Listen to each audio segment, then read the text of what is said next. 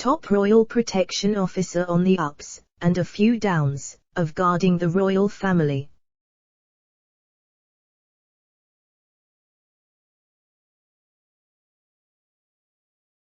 It was summer 2008 and Inspector David Lombardi had just completed a distinguished period of service for the Diplomatic Protection Group looking after foreign dignitaries and politicians.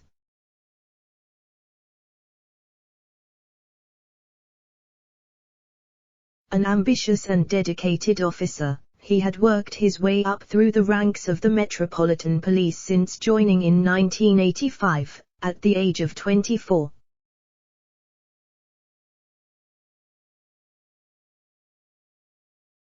In what he now describes as a dream come true, David had left London for Balmoral, the Royal Scottish Retreat, to take up a new post as a Royal Protection Officer.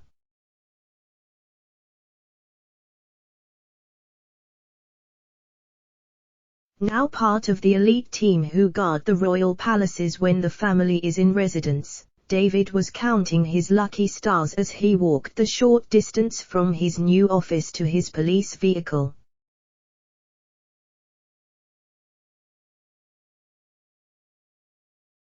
As he crossed the stable yard, the inspector suddenly became aware of a woman walking towards him.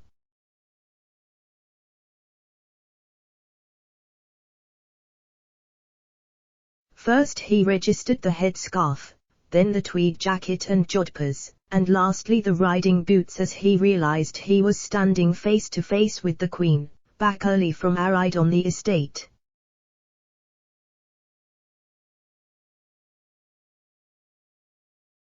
I immediately saluted or chucked one up as we called it, says David, laughing at the memory.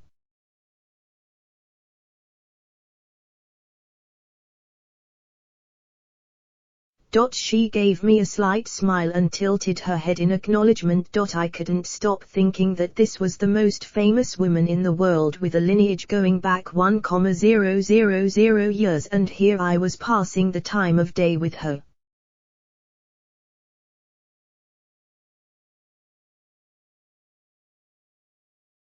That sense of awe he felt on meeting his new employer stayed with David throughout his 7 years of duty.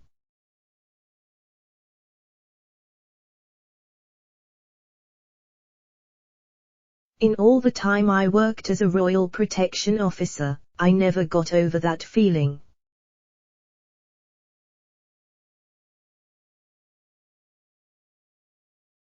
He was in charge of 60 officers who travelled with the royals to homes around the country: Buckingham Palace, St. James Palace, Windsor Castle and Balmoral, where he would spend a couple of months each year.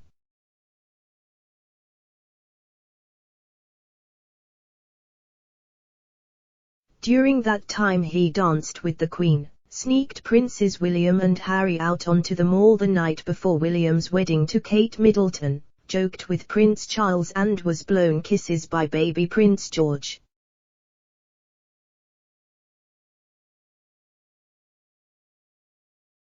It is a far cry from David's humble upbringing in Lambeth, South London. He dreamed of being in a rock band, but the elusive recording contract never materialized, so he joined the civil service, yet after a year he was looking for a change.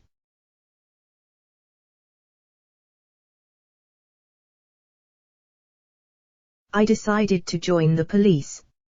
I had a friend in the Met and it sounded quite exciting, says David, 60, who lives with his wife Louise and their children, Mia 29, and Alex, 27, in Banstead, Surrey.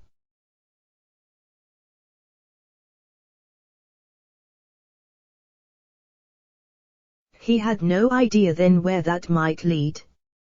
But he insists that the Queen is a great boss.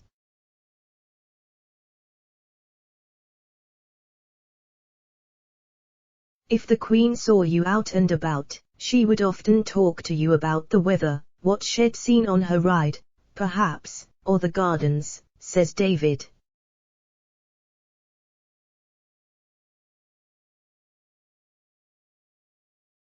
You'd never start chatting to her, but she didn't like it if you tried to hide away.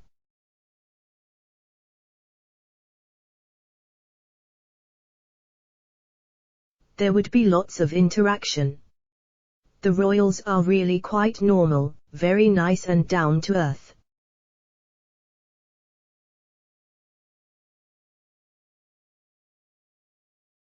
David was the police officer who sanctioned Harry and William's outing onto the mall on the eve of the royal wedding in April 2011.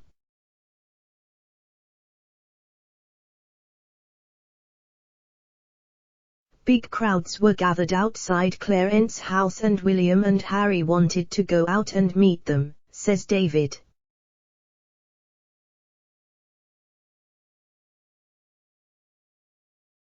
They asked me if they could.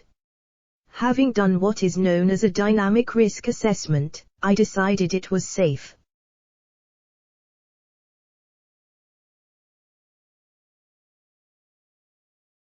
I arranged for the gates to be opened and they mingled with the crowds for a while.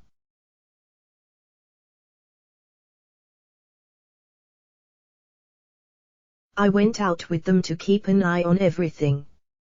It was joyous and one of my most cherished memories of my time with the royals.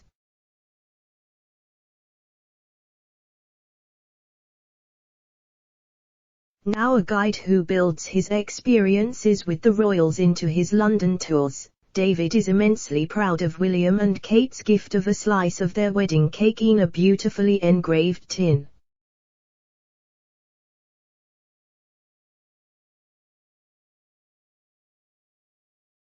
I've never been tempted to have a taste, he says, laughing. People have suggested that I could sell it and make a fortune, but I would never do that.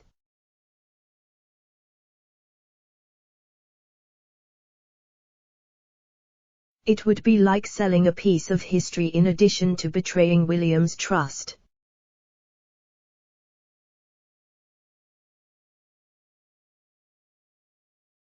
Along with my police medals, I proudly show off my piece of cake on my walking tour and clients can even have a quick sniff if they like.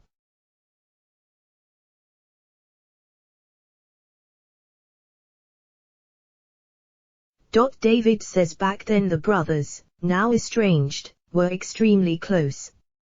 I remember things as being good between them, he says.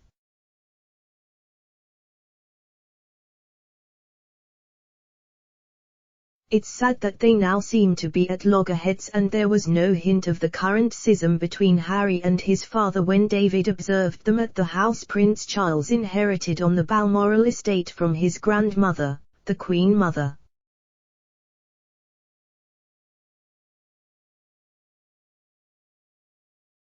Relations always seemed harmonious between Prince Harry and his father whenever I saw them together at Birk Hall, he says.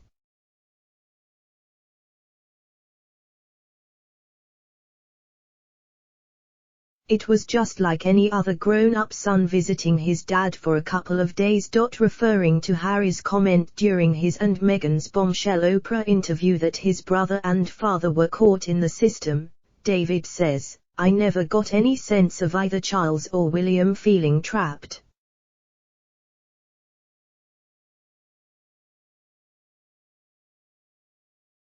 They always seemed very dutiful. It is their role in life and they are doing it to the best of their ability.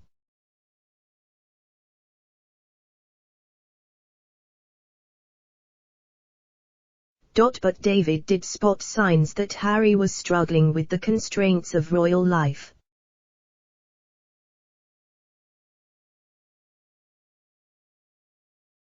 When I worked for the royals, he would often take off on his motorbike at night and ride around London, he says.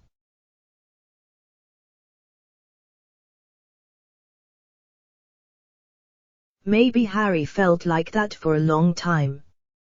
The Californian lifestyle the prince has now embraced is far more glamorous than the easygoing ways of his grandparents.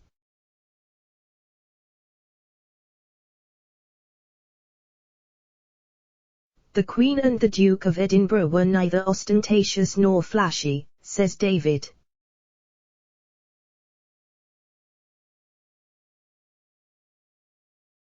The Queen doesn't like fuss. She would prefer to sneak out the back door quietly rather than make a big exit.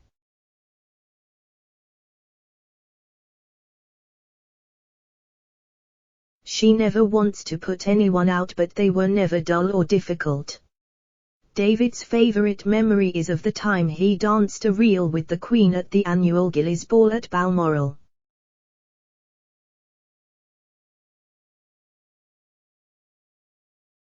The ballroom is only about the size of a tennis court with a gallery where local musicians play traditional music.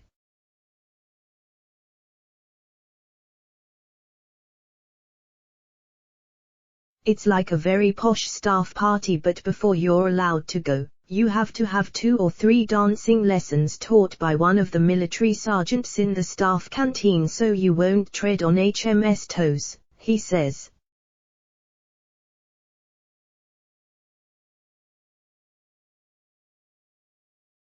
The royals have been doing it for years and they are all really good at reels, and I've danced with the Queen on several occasions, twirling her around a couple of times before she moved on to her next partner.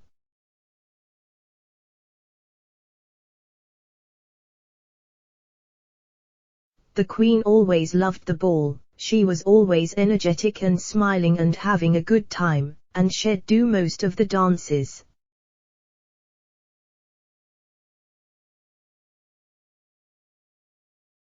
I've also danced with Princess Anne, who's very friendly and chatty just like her children, Peter and Zara.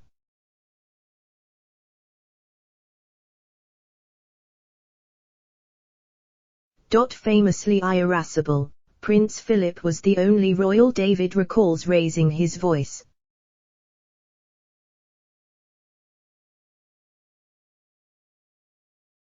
What you saw was what you got with him. I remember he disliked the sight of us carrying firearms, but, of course, we had to.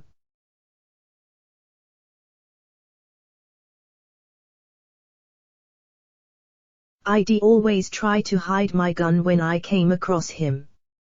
He also couldn't stand the sound of the Queen's guards and police officers crunching up and down on the gravel in front of Buckingham Palace on hot summer nights when he'd have his bedroom window open.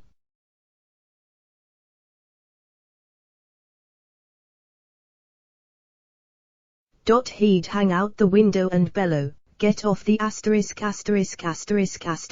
gravel." David spent most time looking after the Prince of Wales.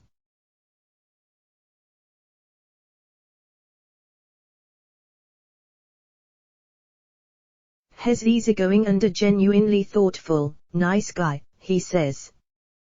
I remember one New Year's Eve when he offered the officers on duty a tot of something to see in the new year.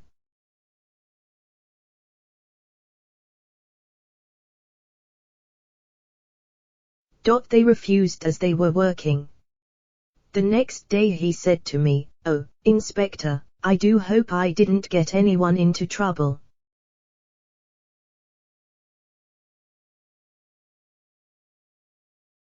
I replied, "Well, sir, you might have done, but seeing as though they didn't drink it, there's not a problem."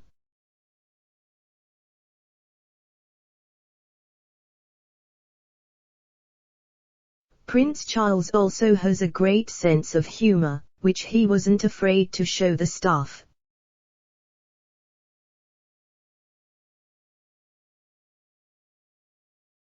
On one occasion, he had a new garden shed erected, and to celebrate, he had a tongue-in-cheek unveiling ceremony and made a witty speech, recalls David.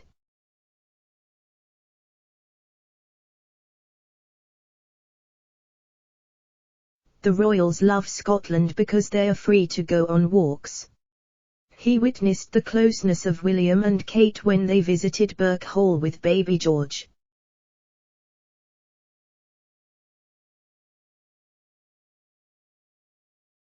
They would be walking together in the gardens, and it always struck me how happy they were, just like any other young couple in love, David says, smiling.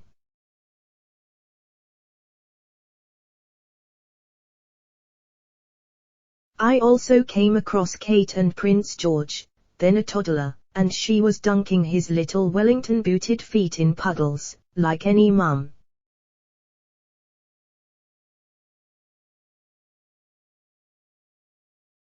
Prince George blew me kisses, which was particularly sweet as the kisses and the blowing of them were all out of sync.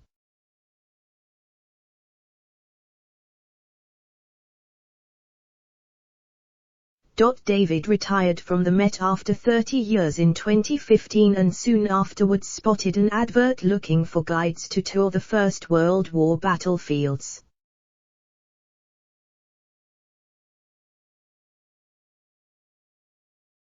When David became a sergeant, he was sponsored by the police to study for a degree to improve his chances of promotion.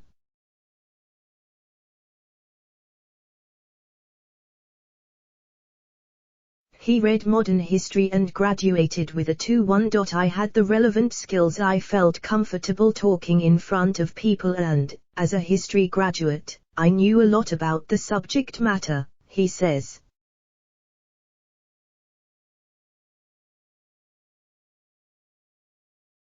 I also devised a week-long tour about the Royals, starting in Balmoral and ending in London.